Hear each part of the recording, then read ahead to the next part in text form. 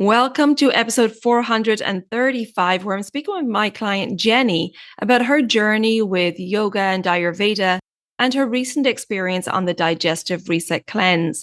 She shares how she appreciated that the cleanse was tailored to her and how it helped her prioritize her self-care and how it's helping her now continue to tune in to her body and mind.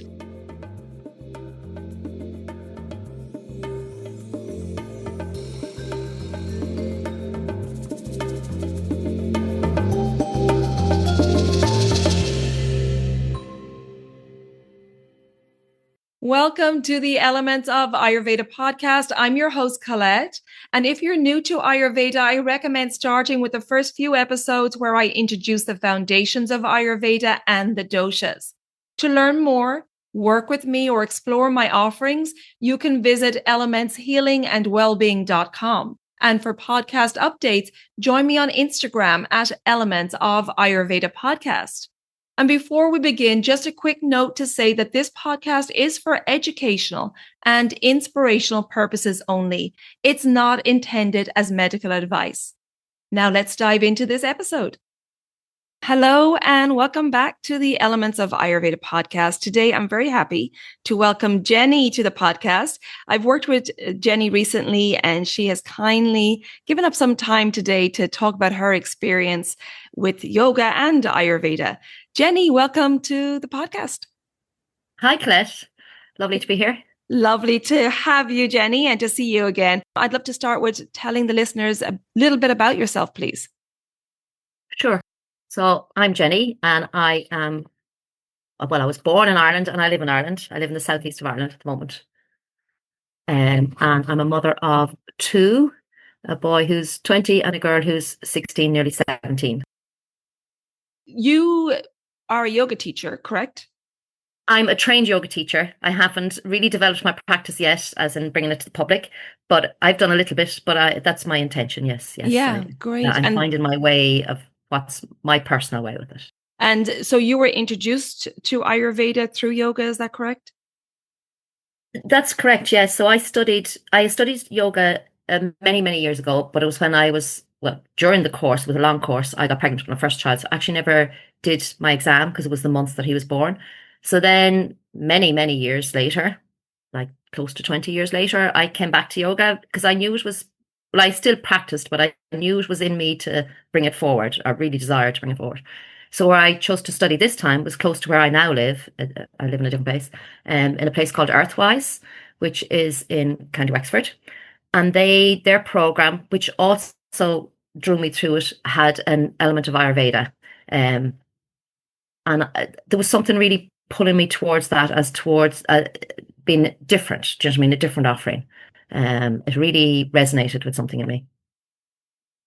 Lovely. And I know you grew up in the countryside and you know that you were very tuned into nature as you grew up. You grew up on a farm. Is that right? I grew up on a farm, Colette, with a big family.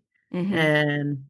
And my father, not while I was a child, but his training was as a vet. So he was very in tune with animals. And when he trained on that cusp of antibiotics and that coming in. So he had had the old training of using herbs and minerals and really analysing the whole, I would say looking at the whole picture. He might not say it that way, but I would say it that way.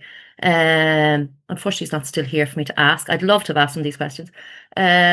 But he also studied the new medicine that was coming in, the whole antibiotics and everything, but it was at the cusp of it when it wasn't used as much maybe as now.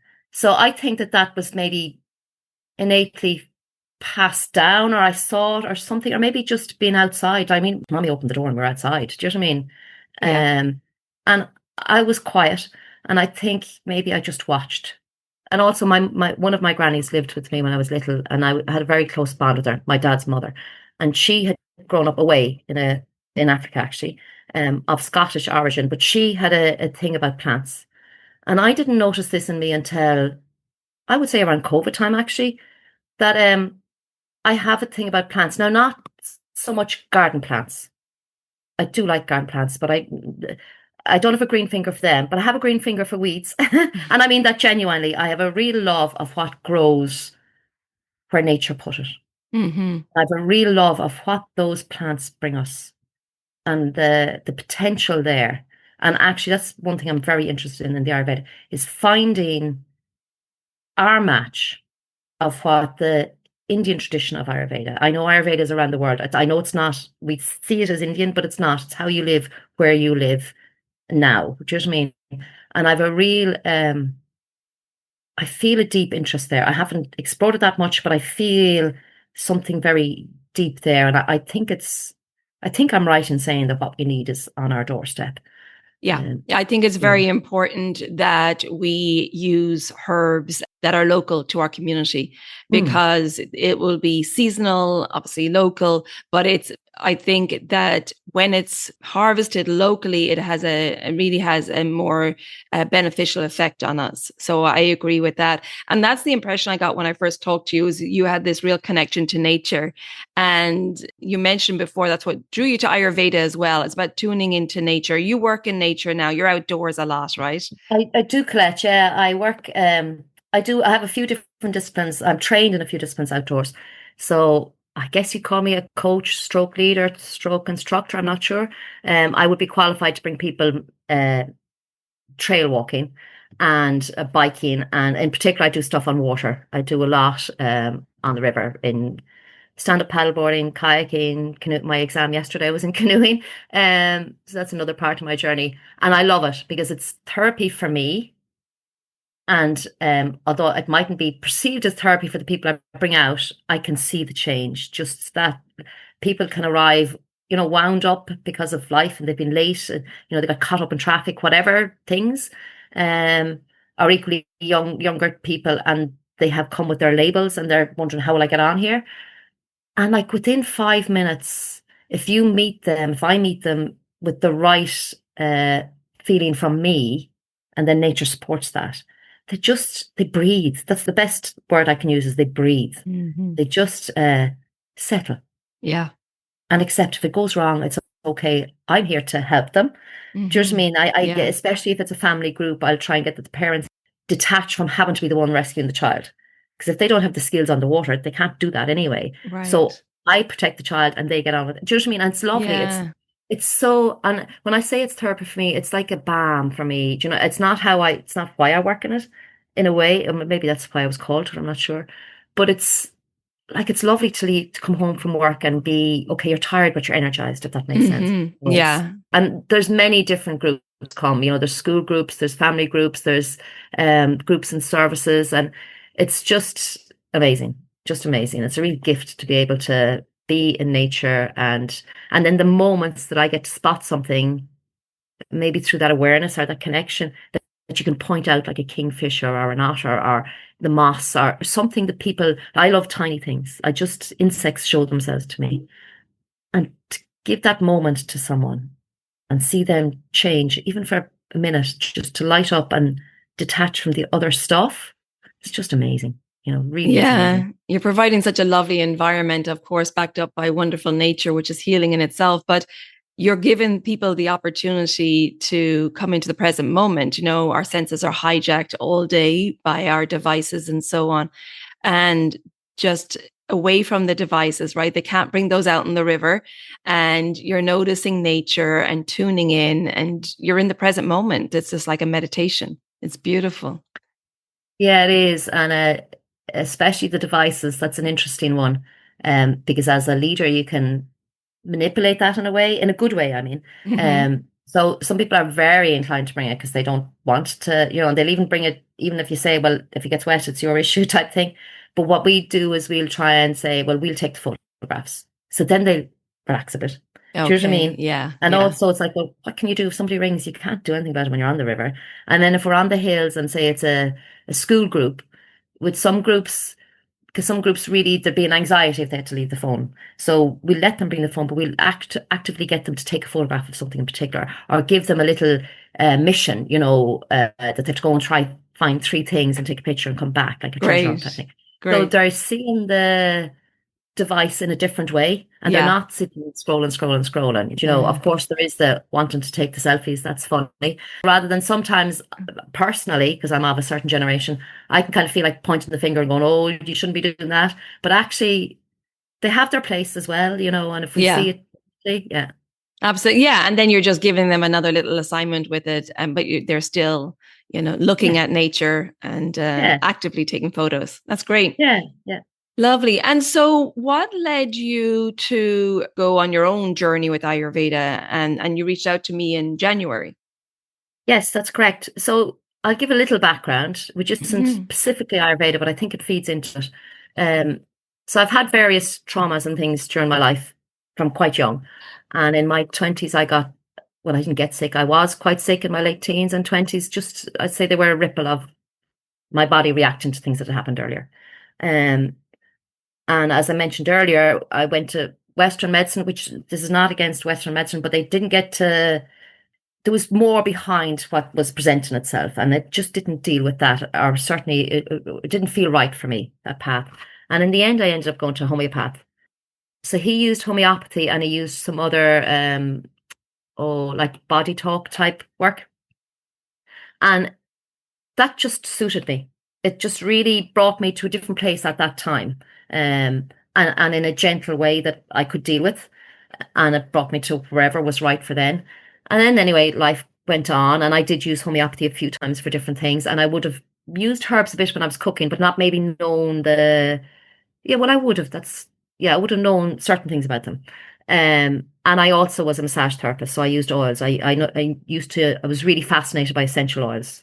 And it was one of those things, do you know when you read something and it's in your head, you don't have to study it? I could read about an oil and just know it and feel it and live it. Do you know what I mean? And know Mhm. innately which one was for me or for somebody else. It was just, yeah, I think it's just when something's there for you that it didn't feel like work as such. It just felt like another friend, do you know? So I think they're all an underlying part of Ayurveda, or very much part of Ayurveda. But that wouldn't have been on my radar. So what brought me to Ayurveda? I think, yes, when I was on the yoga course, we started hearing then of the philosophy. So we started hearing the history of it, but it was really the philosophy that tweaked my interest. Certain things that were described or explained really resonated, in particular with my me giving childbirth, going through childbirth and conception, all of that. They were very I want to say sacred experiences. That's a funny thing to say out loud, but it is true. To me, they felt like really sacred experiences. Really, I can remember in huge detail where time and space and everything completely changed. And when the philosophy was described, just something, do you know those moments that give you pinpricks around your body, like Yeah, where your yeah, got energy the just stands goosebumps. up Hmm. and it's like, listen, that happened. So I kind of thought, I want more of this. And we did do a bit more. We did more on doshas and a little bit around the yoga for certain doshas and whatever, and a little bit around the food. But it was, it's hard to do all of a huge amount in a. Um, so I got some books and started reading. Funnily, I'm reading a book at the moment, Dr. David Frawley, Ayurveda and the Mind, and it's fascinating. It's just, and I hadn't thought that was a part I'd want to go into, but it's just, and it's so amazing how it's there and it's so ancient and yet it's so modern and so relevant and so being clinically proven. All that overlapping and interweaving fascinates me, and they just getting to know myself deeper and deeper and deeper. And it helps me understand and maybe take away some of the blame I might have over certain things and just realize that's part of me. And being part of me, then I can understand it and help it and help balance. Do you know what I mean? Hmm. Uh, I'm not sure if I've answered or if I've gone off. That was great just to hear about, how your interest was sparked by Ayurveda. And then in January, you decided, right, I'm ready to take action on my own healing journey. And Yeah. you reached out. So tell me about what initiated that and then Yeah. that journey that you went on since January. Oh wow, I can really feel energy moving here. I'm so glad you asked that, Colette. Um, so I was introduced to your podcast when I was studying yoga, okay? And your podcast is amazing. And it's amazing to hear. It was amazing to hear your voice for starters. We don't often hear an Irish accent discussing these things. And it's so beautiful just because I can relax straight away by hearing your voice. So I hear the content in a different level, which is beautiful. And also then you have guest speakers and you have yourself. It's just so rich. It's so rich so many different topics. I have to say I can't always get to hear them, but it's last year I used to be have times where I'd have to sit in the car at car parks or whatever side of a pitch, and it's so beautiful to look back in the library and just go, oh, I want to hear that one this time. Do you know, it's just such a wealth of information, a great resource, amazing resource. Thank you. But I had been piqued with interested in your cleanse last autumn. And I was really tempted to do it. And between one thing and another, I didn't. I knew, or I felt physically I was spiraling a bit and a bit off balance. The last few years, there's been quite a bit of emotional upheaval. Both my parents passed away, not like separately, and they were very elderly. So we were blessed to have them so long. And they were beautiful passings. I was there with each individual when they passed on. Amazing experience. And there's been some other personal things. But I think really, yeah, from the end of the summer through autumn, I could feel my practices were changing, and I was maybe eating not badly, but not so well for me, you know. And I really felt in particular my gut was funny, and my sleep patterns were, I was getting to bed, but I was waking a lot, you know. Not worried about it, but I know there's a reason for that, you know. But in particular, my gut, I knew there was something not quite right. So then when I started hearing of your cleanse and it popping up in my emails and everything again this spring, I thought, right. And your dates, I could just make them work. I just thought that's because I thought about doing it personally. I thought, actually, no, I'll start with the group cleanse and we'll see from there. And I'm so glad I did. It was so amazing, like the support through it, from the first contact, like that first discussion with you, where you realize, okay, it's a group cleanse, but it's so personal. It's amazing. It's such a personal journey, but it's beautiful to be supported, just held, not an intrusive, just kind of scaffolded in a really nice, I want to say cuddled, but that sounds weird. But it's just knowing somebody's there and has your back, but that they get you. That's nice.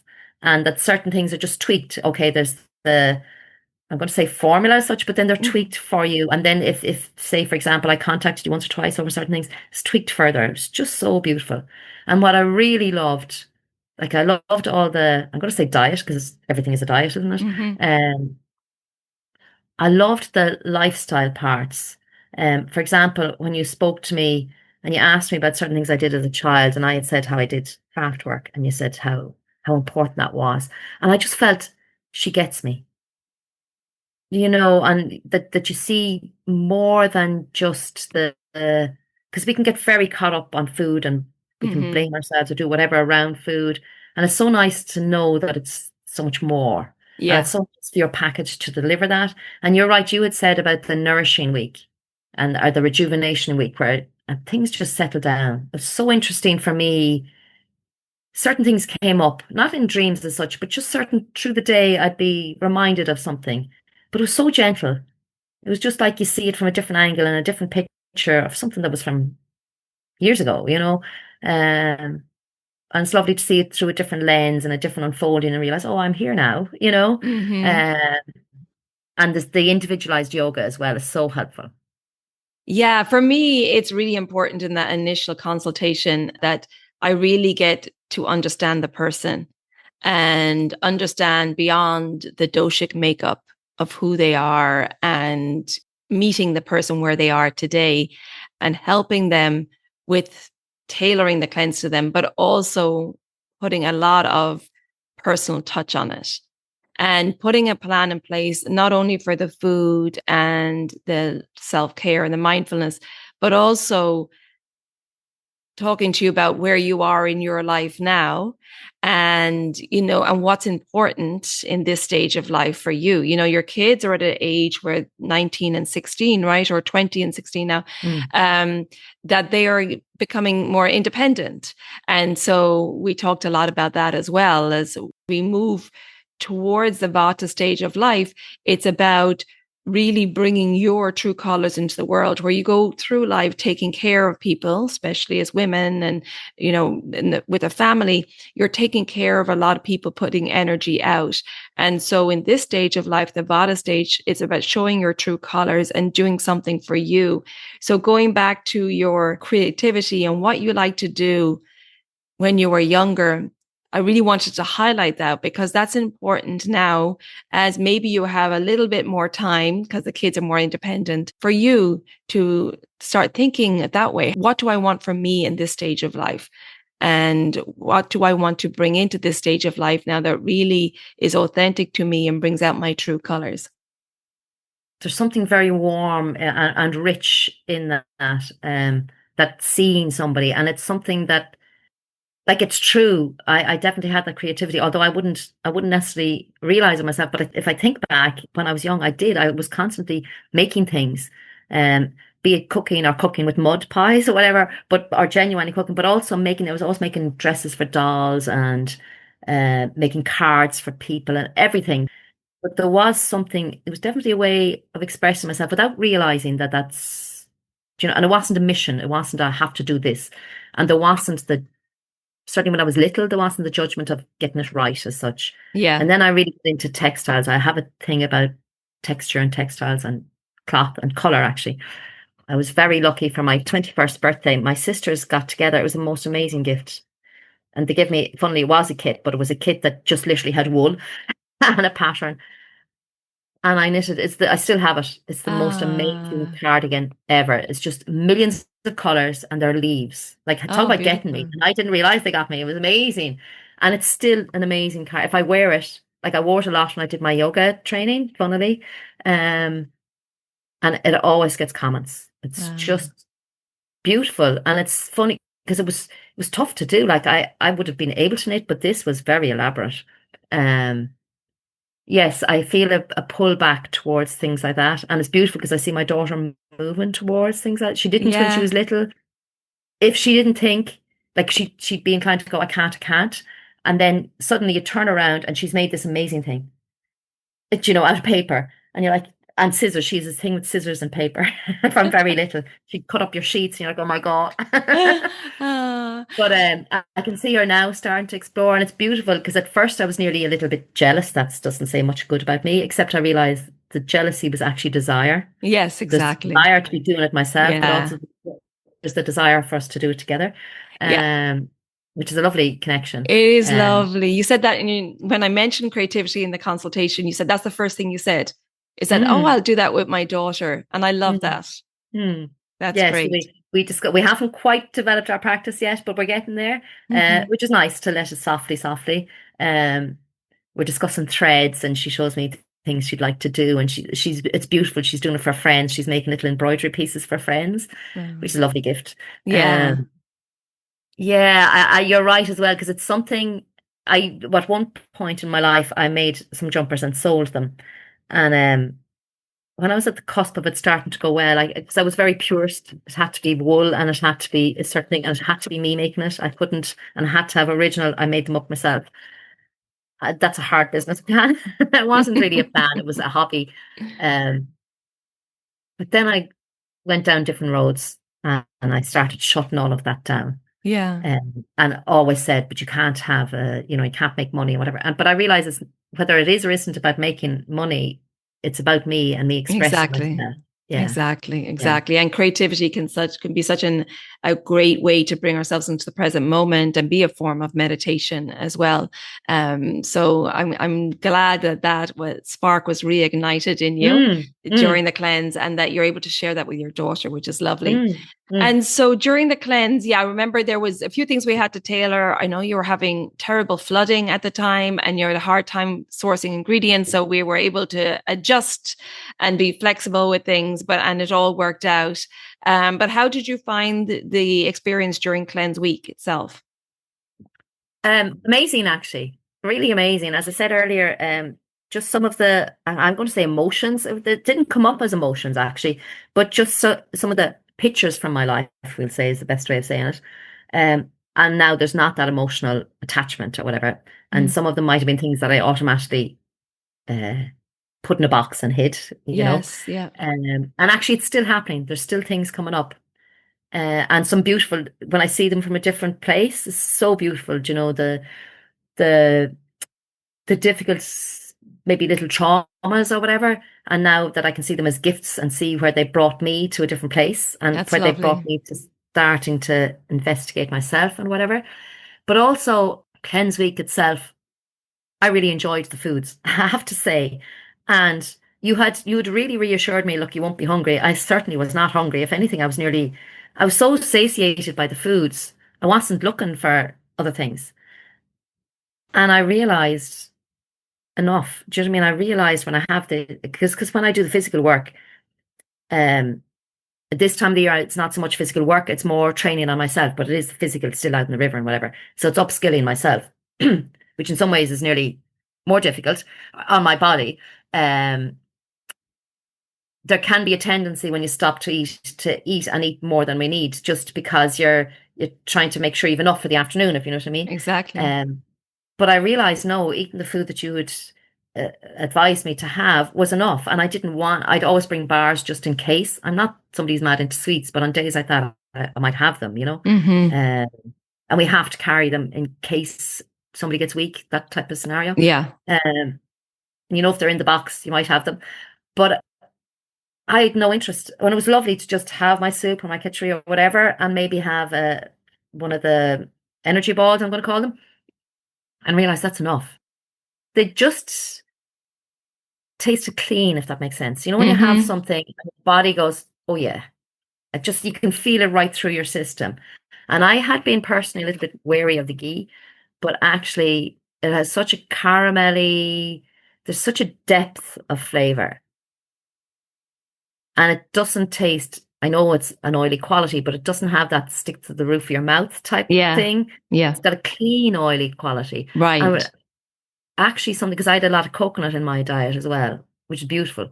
I really noticed it in my nails and my skin from the inside out, and in my hair from the inside out, which is so beautiful because I don't like using products really. And it really feeds back into that, what you put into yourself is what you are, kind of, you know, and it is so Exactly. much better for your body to work from the inside out, I Mm-hmm. feel, you know, Absolutely. rather than putting gunk on the outside and masking. Um, and also then working on the chakras and the Mm-hmm. different sounds. Just the whole, it formed a beautiful jigsaw, you know, just little layers on top of each other that all helped each other. And you made it so accessible in terms of saying, like, if you don't have the hour for yoga, do 5 minutes or do 10 minutes, whatever. And you always find when you do the 5 minutes, you'll do another five or another 10. Do you know what I mean? And I really like how you broke down with yoga in particular. Because I like this when things go slow and you really feel in, and you're bringing somebody into the awareness of the presence of their body, do you know, and that subtle little tiny changes and your prompts. I just found them so helpful, so clear. That was it. You really sit in your presence, and your clarity really comes through. And even though it's on a screen and we can be dismissive of all this, that power, it just felt right paced, you know. There was time to discover, right, move my leg this way, see how does that feel, and just those little adjustments. And some of your prompts were different than how I would, given that I've studied yoga and studied with different people, they're different than how I would have heard them or felt them before. And that sat differently in my body. And I suddenly, in particular, there's one that was around your thighs, and the kind of as if you're squeezing the block out. Like I could feel my Mm-hmm. back open. I could feel Yeah. my Yeah. hip cradle open from the back, Mm-hmm.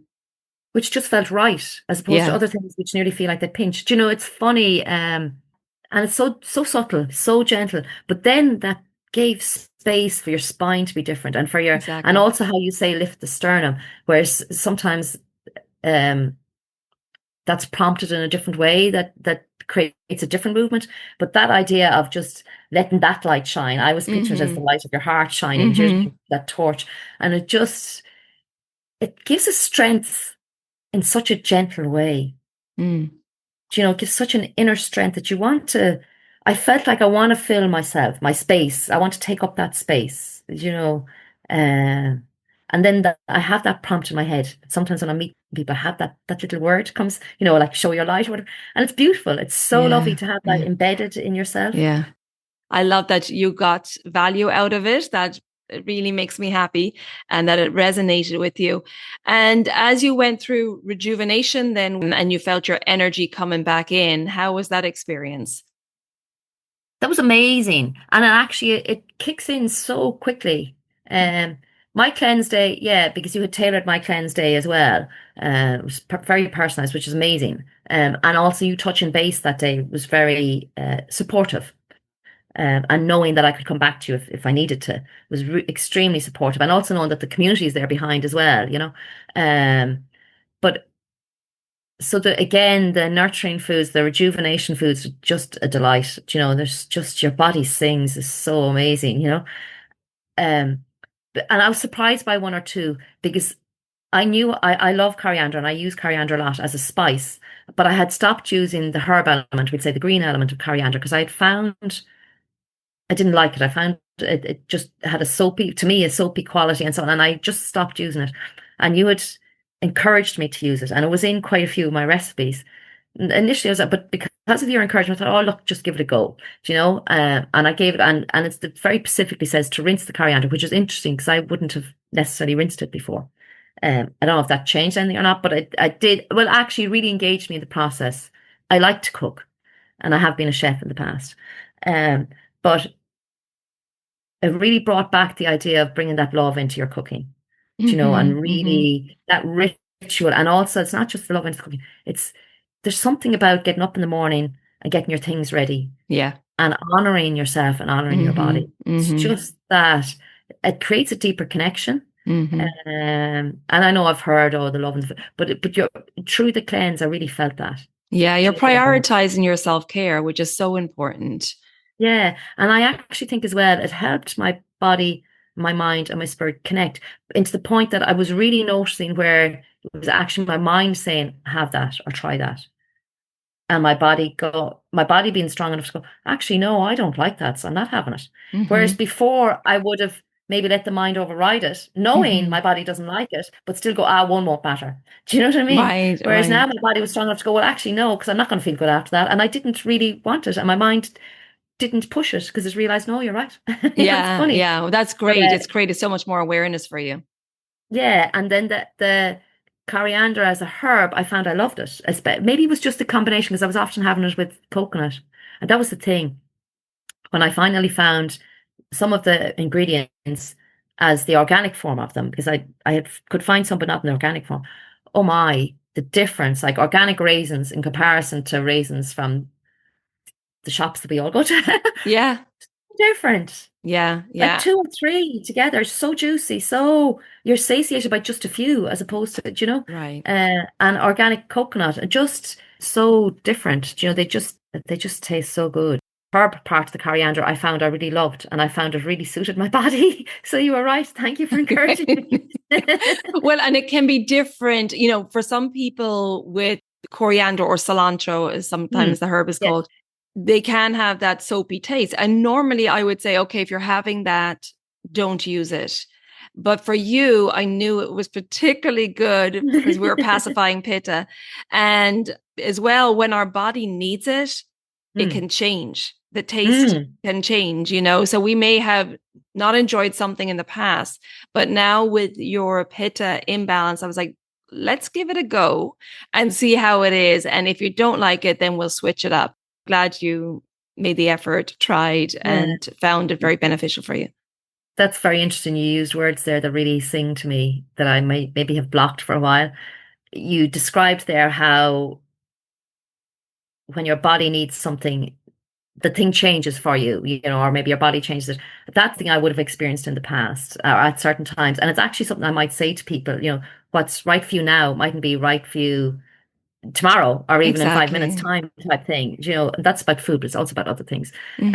Um, that's so interesting that because you worded it very nicely there. Yeah, and I find that to be very true. Yeah. Yeah, absolutely. So not writing something off because I didn't like it in the past. And yeah, as our body changes and our Yeah. needs change and our taste buds can develop as well. So it's always interesting to try it out. It's true around the yoga aspect as well, because I know I said a few minutes ago how I like the yoga to be slow. There are times when I actually quite like a good, thorough, faster movement, and just the flow, the Mm-hmm. flow, the flow, Yeah. Yeah. and I think that's very much about not necessarily what mood you're in, but what your body, and it is that tuning in, isn't it? It is that Yes. Yeah. fine listening. And that's something that the cleanse really brought. It brings a deeper level of listening and a Yeah. deeper level of awareness. I find now I'm so aware of what specific thing it is that has triggered something now. That's great.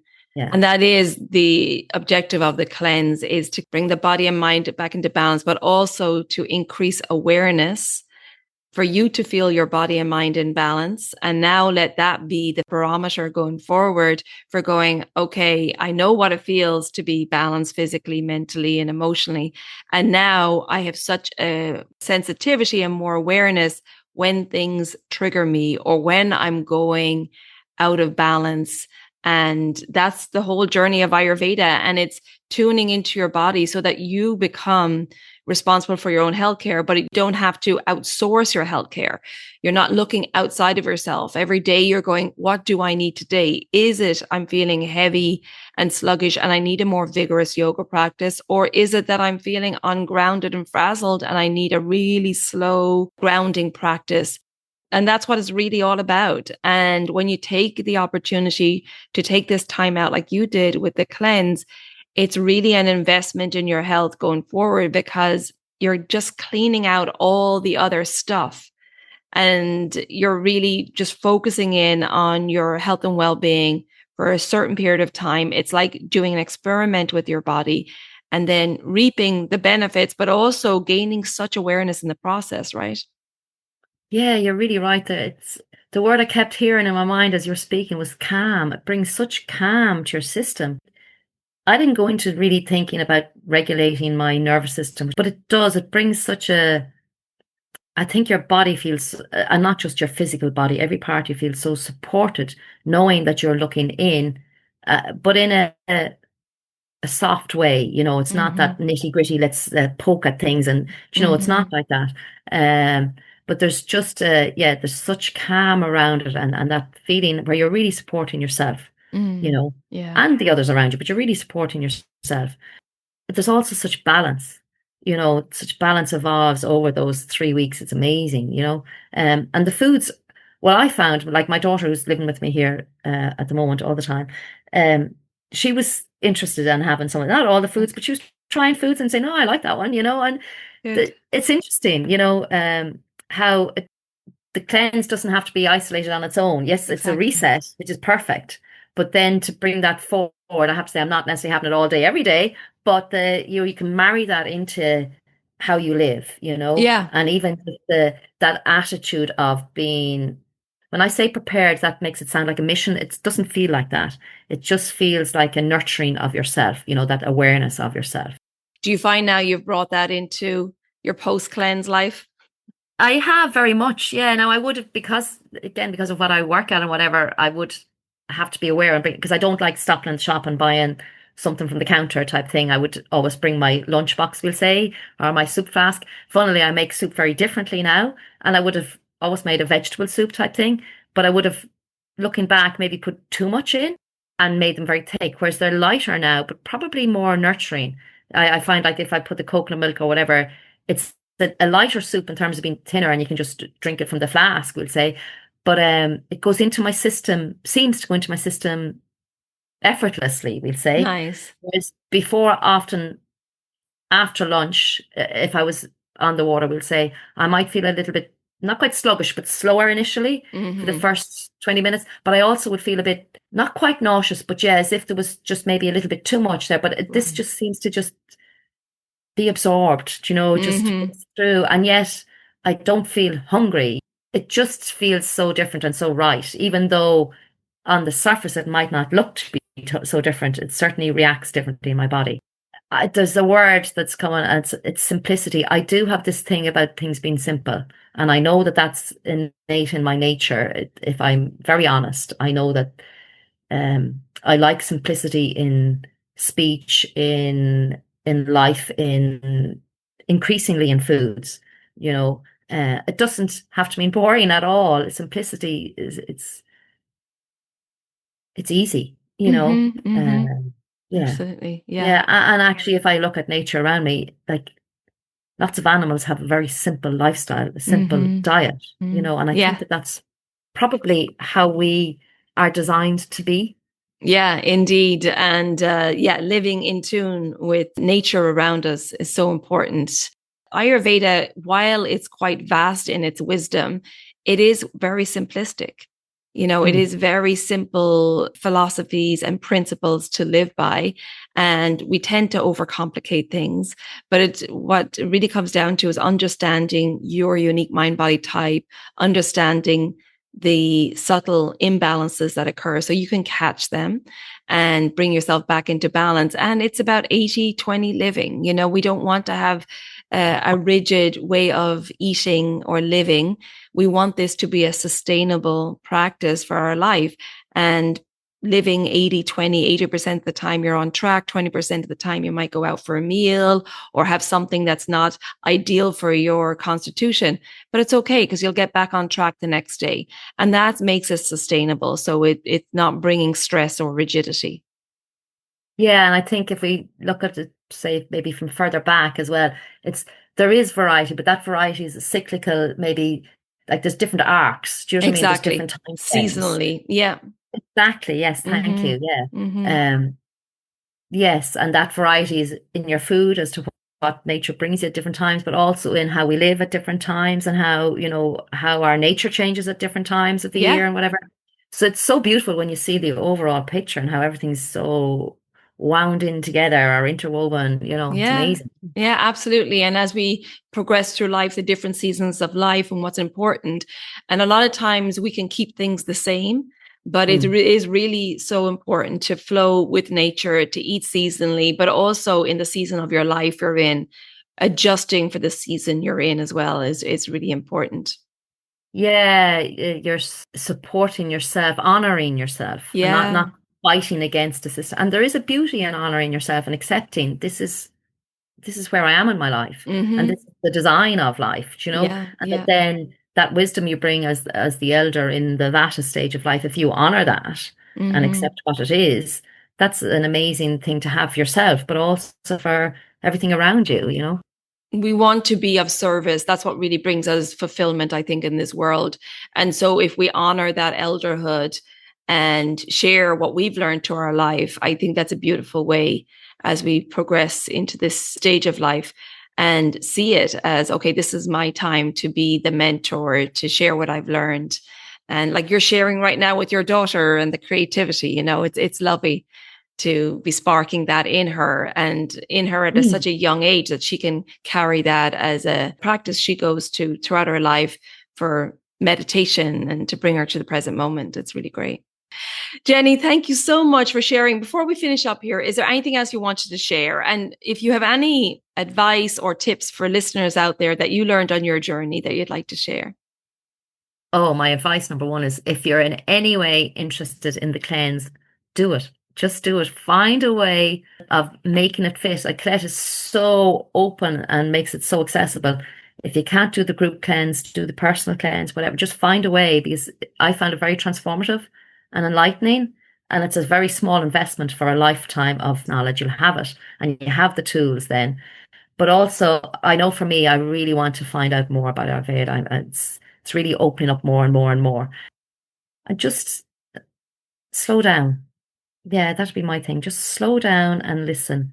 And you'd be amazed in 5 minutes what 5 minutes can, and that slowing down, we feel we don't have enough time. You have loads of time. And actually, by slowing down, ironically, you have more time. So yeah, slow down and spending some time in nature, as you discussed earlier, Mm. looking at the little Mm. things. I think that can really be such a beneficial exercise throughout our day. Yeah, and remembering we are nature. We have Mm-hmm. this thing of go out in nature and whatever. Be nature, be your own nature. We are nature, not separate, And I think that's the approach we need to realize that we are nature. Yeah. And that's why I think it's so healing when we spend time in nature, Yes, is you're right. because Yeah, we're at one with it. yeah, we Jenny, breathe thank it. you so yeah, absolutely. Well, Jenny, thank you so much. I really appreciate you sharing your journey with us today. And it has been a pleasure working with you. And Oh, yeah, thank you. thank you so much, Colette. I really enjoyed it, and I know we will stay in contact. Absolutely. All right, Right. Jenny, for now, take good care of yourself and don't hesitate to reach out if you have any questions along the way. Thanks a million. You're Thanks, Colette. welcome. I hope you enjoyed that conversation with Jenny. And if you would like your own Digestive Reset Cleanse experience, then check out my next discounted group cleanse, which starts April 17th. If that date does not work for you, you can do a private cleanse and choose your own dates. Both of these options come with a 90-minute consultation so that I can tailor the cleanse to you and your current health status to ensure success. I also have other online services like my online consultations. And if you prefer to study by yourself, I have my Daily Habits for Holistic Health program. That's a 28-day self-paced online program designed to help you implement the daily self-care practices and help you align with the circadian rhythms so that you can increase your awareness and become your own healer. And of course, you can bundle all my services together in my Reset, Restore, Renew program. This is a package of all these services in a transformational journey of healing, connection, and empowerment. And you can check out all my services on my new website, elementshealingandwellbeing.com. And if you would like to chat before you book, then take advantage of my free 15-minute services inquiry call. We can hop on Zoom and I can answer all of your questions. If you are finding this podcast helpful, I would really appreciate a rating and review wherever you listen to your podcasts. And don't forget to follow or subscribe so the new episodes download automatically. And come join me on social media. On Instagram, it's Elements of Ayurveda Podcast. And on Facebook, it's Elements Healing and Wellbeing. And until next time, take good care of yourself, be well, and bye for now. Slán go fóill.